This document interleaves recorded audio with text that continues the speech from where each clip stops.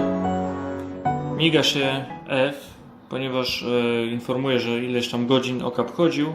Należy wyczyścić filtr. Zrobię to kiedy indziej, dlatego na razie nie kasuję tego.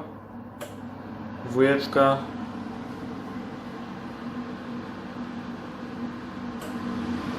Trójka. I maksymalna moc. Zsie bardzo mocno. Czuć, jak ciągnie powietrze. Zero wyłączamy. Na czwórce chyba chodzi 10 czy 15 minut i sam zwalnia na trójkę. Dotyk chodzi bardzo lekko. Wystarczy tylko dotknąć. Światełko.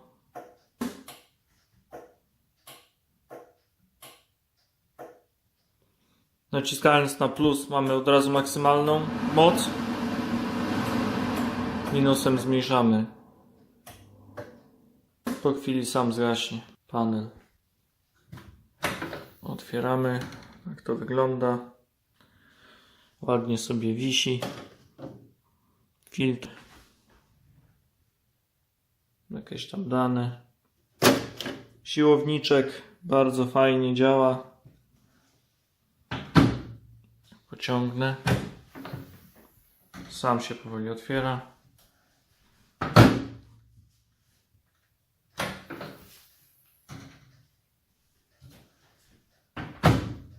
Wyłączył się. Dotykając włączamy pulpit, światełko. Minimalna moc.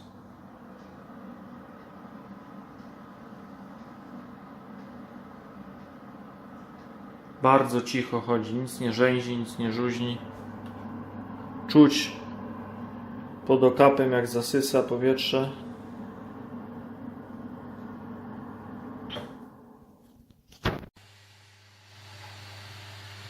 Wyłączony.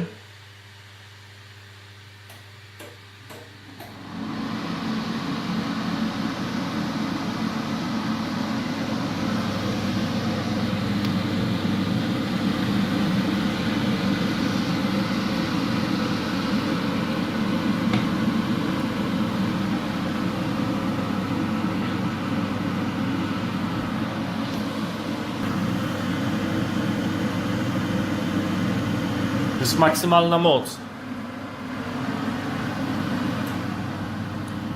Poziom numer 3. Poziom numer 2. Poziom numer 1. Zaczyna woda spływać. Prawie nie słychać. I czwórka.